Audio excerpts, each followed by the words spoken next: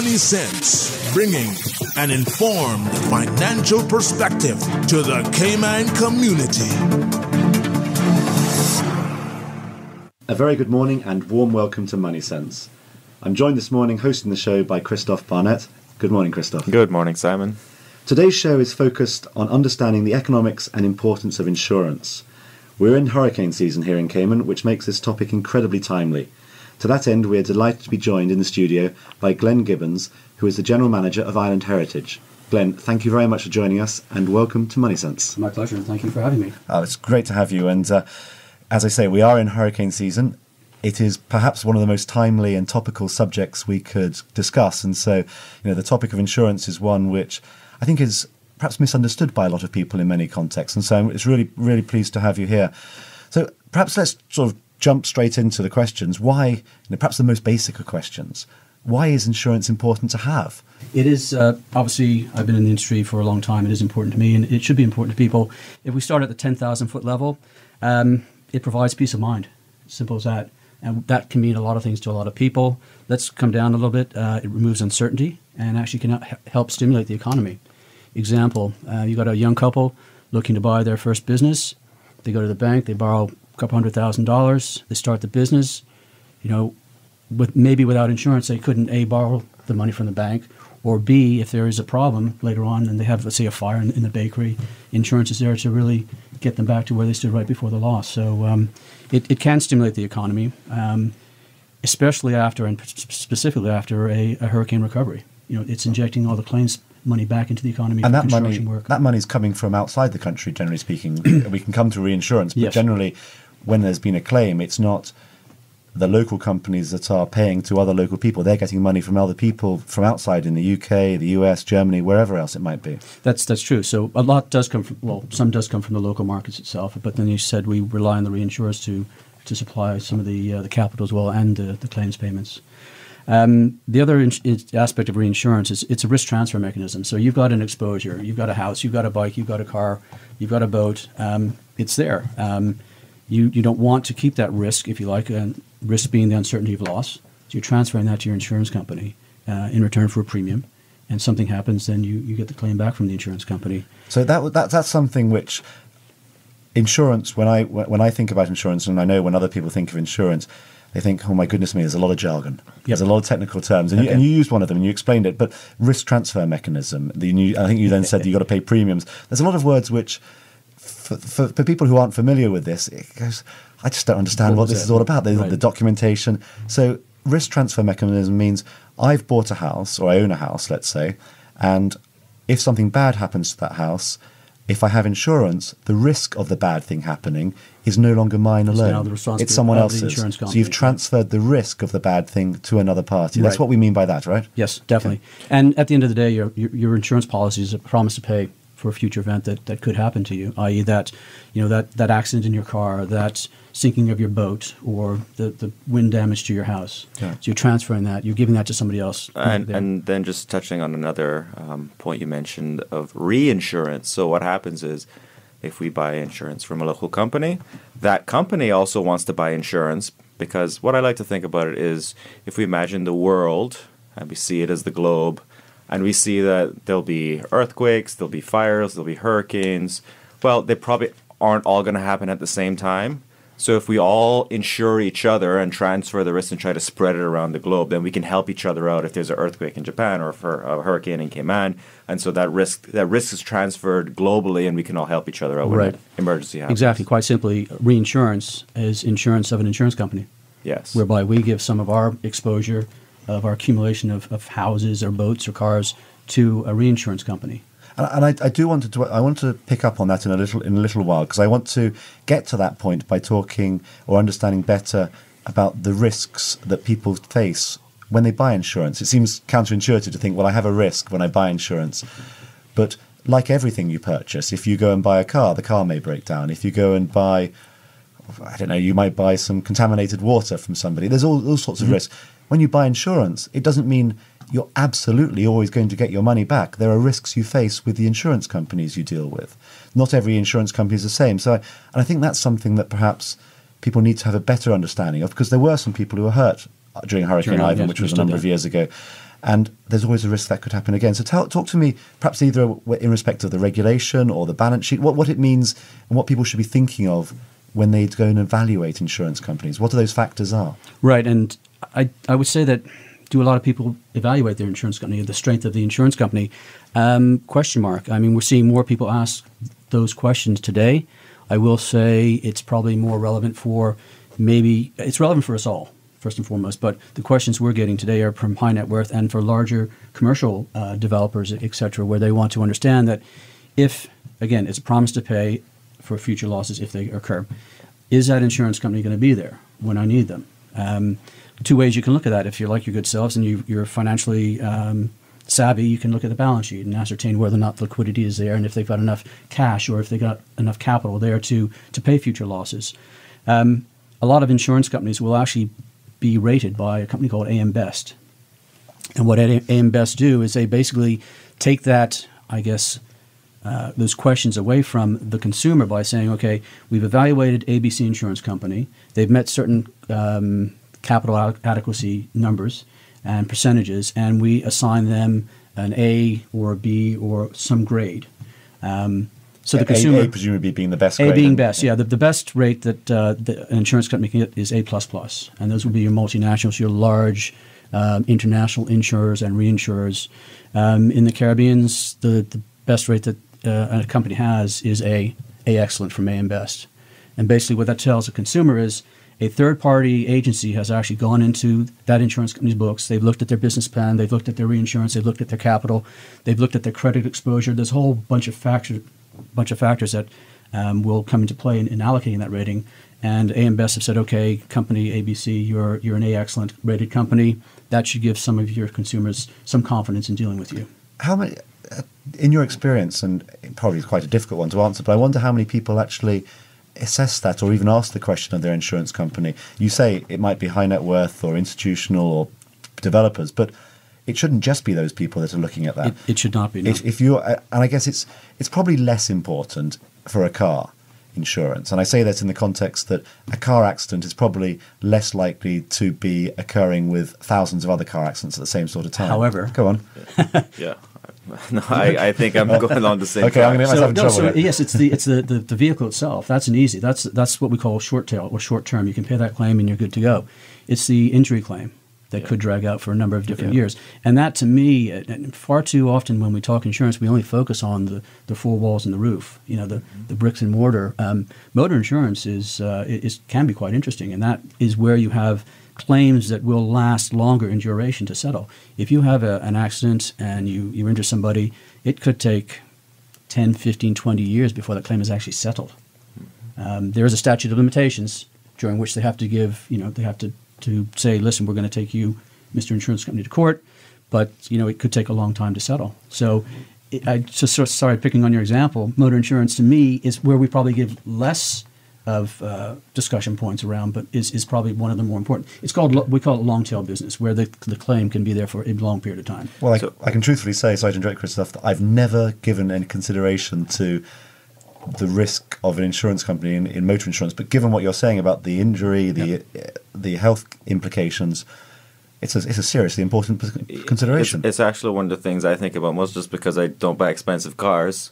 And so for me, the insurance is all about, well, first of all, I'm going to be a safe driver, but if anything were to happen, that's a significant risk. Mm-hmm. What are some of we just had an example. What are some other risks that people don't think about? They think about the house, maybe life, maybe their car because they're forced to. But what are some other risks that people don't think about that actually have common insurance so they could have to protect themselves? So if we stay with the home insurance, so again, we mostly think of the structure itself, but then there's the liability insurance that comes with the home package, and most homes policies are packaged. Again, the buildings, the contents, your personal possessions. You'll have some either workers' comp or employer's liability in there if you have help around the house. But also, just sort of understand that workers' comp and employer's liability means two different things in two different jurisdictions. So I think in Cayman we actually have employer's liability. So that means I own a house. If I have people who work in the house, gardeners, correct, or what else do we have? Cleaners, nannies. Yep. Yeah, repairmen. Sure. Yeah. Go on. But they need to be full-time. So there are certain restrictions. So if they are injured on the job, per se, and then they could have a right of action against you, your employer's liability section of your homeowner's policy. I know it sounds odd, but your employer's liability of homeowner's policy will address that. Okay. Everything else being equal. And what if you have a visitor come to your house and they slip and they fall, and is that covered? That's the other exposure. Well? That would be your public liability as either owner and occupier, or just owner or just occupier of the place. So if you rent a condo, you rent a strata here, and so you invite people into your property, and through your negligence, and that's very important because you have to do something that causes injury or not do something. A wet floor without a sign. A wet floor or a hole in the front yard. Your dog goes out and bites somebody. Okay. You are responsible for that, for the injury arising out of that. I guess one thing to think about in this is the aspect of many people on this island who we speak to think of, I'm going to sort of segue back to this, but think of retirement saving. And they think the best way that they can prepare for retirement saving is to buy property and rent it out. And actually, when you rent out property, there are some potentially big liability issues. Someone who's renting your property, if you don't maintain it, or you think you maintain it properly, but there's an accident happens, so you may have a gas stove and something bad happens, and somebody gets injured, that could be your responsibility as the landlord, correct? Sure. Exactly. Something simple as not maintaining the property adequately for occupation. You have a 2-story place, you have a balcony upstairs, the railing is not so good. Somebody leans on it, it falls, they fall 2 stories, you potential quadriplegic case on your hands. So, and that's happened. I mean, there are a number of stories out there about that. So yeah, landlords, whilst we focus on the 4 walls and the roof, to be very basic, there are other aspects of owning that property that expose us to potential claims out there. And as the insurance company, when you have a client come and you tell them about these risks, do you also, let's say they purchase a package, do you also provide guidance? Let's say I'm a landlord, I have a property, and I have the liability. Do you also provide guidance and some best practices I should follow in terms of maintenance and so on, or you just kind of insure and let them go? Yeah, we're insurance specialists. We will provide information and advice around insurance. If somebody says, well, how much should I buy? Well, the answer is, in some cases, replacement value, or on the liability side, how much can you afford is a simple question. But no, we tend to leave the other aspects of that question to go to your builder, go to your contractor, what have you, in terms of. And let me ask that in a different way. Okay. If I'm the client and I come and I say, well, I do all these things, can I get a discount because I have a well-maintained property or I have a history of such and such? Yeah. So yes, I think the real advice is if you're buying insurance, unfortunately, so I'll come to a statement first and then the advice. Unfortunately, I don't think any of us spend enough time up front asking these types of questions. We just want to get the policy, we want to pay it, and we want to get out of there. And then when a claims happens, that's when we have all these discussions. So, the advice I would give is either talk to your insurance company or talk to your broker and ask these questions. Just take the time out to think about the eventualities. So yes, if you come into me, I will ask you questions. Do you do this? Do you do that? What do you do? And how do you manage the potential for claims? I guess part of this is because most people think of insurance as something they are obliged to get, not something they want to get. It comes if you have a mortgage with your house, you have to have insurance. Yep. You have to have life insurance. If you have a car loan, you probably have to have insurance as well, I'm sure. Yep. So it's an obligation, and obligations are things that are painful, annoying, frustrating. They're not things that you voluntarily go out and do. Yeah. It's a mindset perspective thing, isn't it? Yes, something as simple as we find a lot of the homeowners who actually own the properties themselves will just take out the building insurance to cover the 4 walls again and the roof, that famous roof, but not the contents inside, not their personal possessions. But it would surprise you if you did an inventory, walked around. My wife and I did this the other day. We just walked around and added up. It surprised the heck out of us. Yeah. So if there is a loss, generally the bigger losses will come from your buildings. But think about your contents as well. For sure. Look, we're going to take a short break. In a minute, we're going to rejoin the conversation with Glenn, and we're going to talk about the insurance market and also just discuss some of the other things that consumers need to be aware of when they think of purchasing insurance. So join us again after the break in 1 minute. MoneySense, the only personal finance radio show in the Cayman Islands, hosted by Simon Caudry from the CFA Society Cayman Islands. This is MoneySense. Welcome back. In the second half of today's show, we are going to continue our conversation on the insurance marketplace. with the General Manager of Island Heritage, Glenn Gibbons. Glenn, thank you again for joining us and welcome back. Pleasure. Thank you. In the first half of the show, we talked to some of the technicalities and addressed some of the jargon of the insurance market. And we talked a little bit about how people what they need to think about when they're purchasing insurance. Perhaps the biggest thing that people think about insurance is its cost. Right. People are obliged to have insurance and they think to themselves, oh, my goodness me, it's going to cost me an absolute fortune. What does insurance generally cost? And what are the factors that influence the price of insurance? So what do people need to bear in mind? And why does insurance change from year to year? What are those things? So a lot of questions wrapped up in there, and I'll try and answer them. But so if you look at, let's start with motor insurance first. Your driving experience, the type of vehicle, be it the value, the engine capacity, and all that will add up to create the overall rating for the policy. Obviously, good driving habits.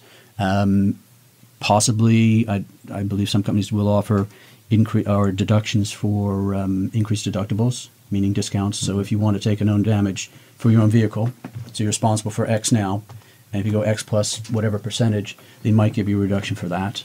So so on the motor side, it's really your driving habits and your loss ratio and your claims experience. And as you say, the value of the vehicle. So anyone who's out there who thinks, oh, I'd love to buy that $60,000 car, it's going to cost you a lot more probably than a $30,000 car, because if something bad happens, the insurance company is going to have to pay a high amount. That's correct. Assuming that individual would want comprehensive coverage to cover their own damage as well, not just third party. Third party really doesn't. I mean, there is some dependency on the value of the vehicle, but not necessarily. There's no correlation really. On the home front, obviously the size of your property and that you want to insure, the value of the contents and personal possessions inside will play a part in it. And generally on the home side and for property insurance, the rates are set across the portfolio, not individual risk per se, although there can be some ways that you can manage your insurance spend, again, by taking a higher deductible. What do you mean across the portfolio? Across the book of business. So, for instance, if you write a book of home insurance business in Cayman, we would generally look at the experience of that book in total, so versus Cayman as a whole, versus you as an individual consumer. Okay. So if someone goes and says, it's an extreme example, but I'm thinking of if someone goes and builds a wooden house versus someone who goes and builds a concrete house. That's my house. Yeah. But does an insurance company look at the quality of the construction materials? Yes, we would. Height above sea level, type of roof you put on. All of the above, yes. So it does. And it does. It presents a picture of what that risk or what that building looks like and the susceptibility to damage. Obviously, a wooden building you've got the fire risk, which is higher than the concrete. And I will say, being near the island, the standard of construction here is very, very good. It's very impressive. A lot of the new builds will be reinforced concrete block, concrete roofs, and all the other good aspects, good qualities of the physical side of the risk. And you touched on, in the first half of the show, you touched on reinsurance market, because and that affects pricing presumably. What happens here? We can do as many good things as we wish here in Cayman, and yet we could still find rates increase. And people sort of say, why on earth is that the case? So explain to me what's going on in those scenarios. Yeah, how long do I have? No, so the succinct answer to that question is yes, we are unfortunately subjected to what goes on in the international reinsurance world, specifically those reinsurers that would insure a risk or buildings and contents and all that in the Caribbean. And they actually break up the Caribbean into different regions, but we don't need to go there. Some are more susceptible to hurricane and others. The further south you go, the less hurricane exposure. And a lot of it is driven by the natural catastrophe perils, or the events, which would be a hurricane and earthquake. Yeah. So Cayman, a little bit more exposure to wind than quake. Whereas further south in Trinidad, you've got the quake exposure and not the wind exposure. So the reinsurers would look at that, and yes, it's about supply and demand. There's a large excess supply of reinsurance capacity out there, meaning those reinsurers that would write a Cayman business or write a Bahamas business or something like that. Basically, that overcapacity, reduces price. It's, again, economics 101. But if there were to be a huge hurricane that were to hit Florida, cause substantial damage in Miami, and completely miss Cayman, we can have a nice sunny day, the hurricane hits Florida, our prices are still going to go up because those people who currently, these reinsurers who are currently providing the protection for the insurance companies, they're going to lose money, and they're going to say, well, we don't like losing money, Therefore, in order to recoup some of the money that we've lost, we need to put our prices up. Exactly right. They will need to be payback for and it may, and that's a challenge. So if an event doesn't impact a certain island, let's say Cayman in that instance, then yes, we may end up paying more for our insurance and reinsurance costs. Bahamas last year, they had a very large event. Hurricane Matthew went through. But today, I don't believe rates have increased because of it, although it was a pretty meaningful loss to the economy and to the insurance companies. It was a very small loss to the reinsurers. So therefore, there was no pressure on the insurance companies to increase rates to satisfy the reinsurers. It's a very complicated, and so don't want to get too... I guess what I'm alluding to here is I'm neither trying to defend nor attack insurance companies on Ireland, but the complexities of pricing is often outside of the hands of what goes on here in Cayman. At times it could be, yes. Okay. It certainly could be. Sorry. In defense of that, certainly we as insurance companies in Cayman will go to bat for the risk for our local portfolios, and we'll definitely highlight the good parts. And I just alluded to the standard of construction. That's a big issue.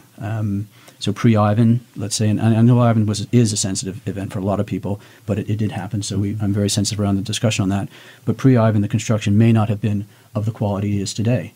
And that's a message we can take to the reinsurers. So we basically wave the Caymanian flag whenever we visit with reinsurers, and it's point out the good features of the island in terms of risk. You mentioned a couple of points, or a couple of times rather, the same point, which is the quality of the construction here, the quality of, and I think it's an important point to make, the quality.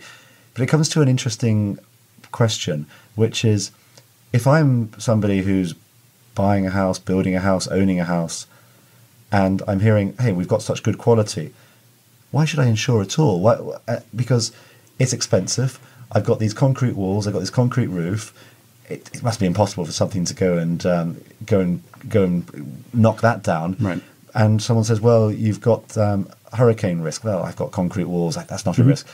Can one separate out certain perils? So can one say, okay, I really don't think there's a risk of hurricane for this construction, but fire risk is a possibility, or something. So can you separate? There is. Yes, there is. So just on your point about the expense of insurance, if you really, yes, it is an expense, but in relative value to the value of the house. I mean, if you think about it, it's and you are protecting that asset. Mm-hmm. The old adage is, it's the biggest asset you'll ever own, so why not protect it? But if you can afford to and absorb a substantial potential loss, then yes, self-insure, or as you see, you can strip out the hurricane element of the home policy, let's say, or of the commercial property policy, and just do a fire and other perils or other events only. So you can strip that out. But there comes a time when, so it may not be the hurricane, but what about the burst pipe? What about the explosion? What about the fire in the property? Concrete, wood, and whatever. There's going to be some, severe damage. And some of the non-wind related claims you get are just those events, which do they happen often? They happen. But in the event that they do happen, if you don't have insurance, then just you are self-insuring. And let's talk or not insuring. There's a distinction. Let's address that. Self-insurance. People say, okay, I'm entirely relaxed about the quality of my house, therefore I'm self-insuring. Okay, it's a valid argument, provided one understands, presumably, the implications. When something bad happens, something falls out of the sky and hits the house, or someone drives into it by mistake and knocks a wall down, you are entirely responsible. No one else is there to support you. Yeah. So the self-insuring, whereby in that scenario, the advice I would offer is put aside some funds each year. Maybe put aside the premium that you would have paid that insurance. I'm not advocating self-insurance, by the way, because I believe, I work for an insurance company, but I'm very risk averse, so I insure everything.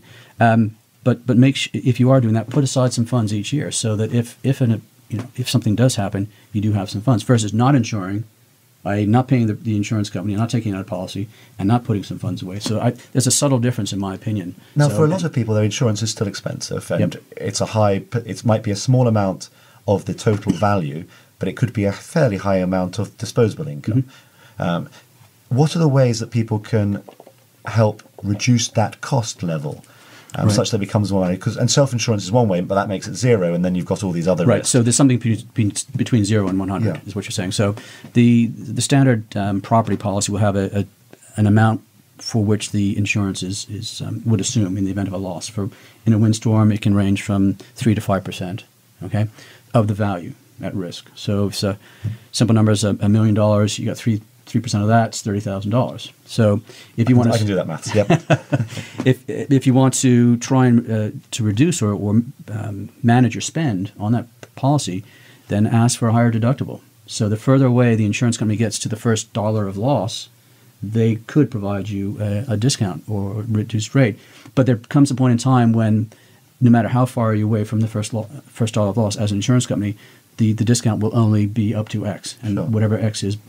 But I think that's a perfectly valid thing for people to ask of their insurance companies. Mm-hmm. If they are expecting there's a 20,000, the insurance company says you have to pay the first 20,000, and they say, well, I can put aside another 10,000. I can put that in a savings account. Mm-hmm. Therefore, I can afford the first 30. That's a real way of reducing your monthly costs. Yep, definitely. And also, you can do the same with your motor insurance. Ask for a higher own damage deductible for your own car. Let's change the subject slightly. When I'm listening to all this conversation and hearing your answers, it sounds like quite a complicated industry to be in.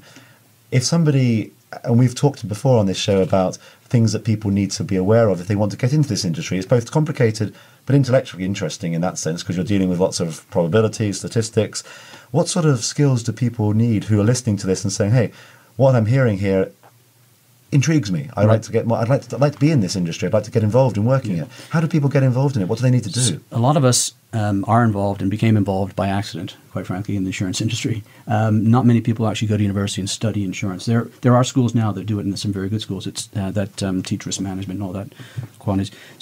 But insurance is not just about the technical side of insurance. Within an insurance company, you'll have finance. You have marketing people, you have business development people, you'll have legal people, loss adjusters. So the skill set will depend on what element of the insurance you want to go through.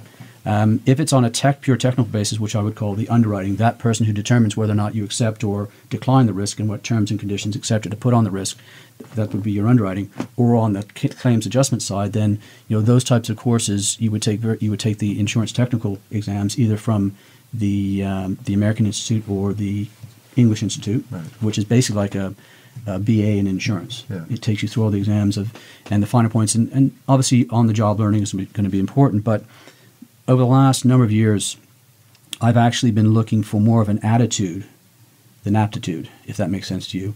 I want somebody that comes into the industry who is willing to learn. They have the innate qualities of customer service skills, per se, or of that analytical capability, which may not have demonstrated itself in any university or high school course, etc.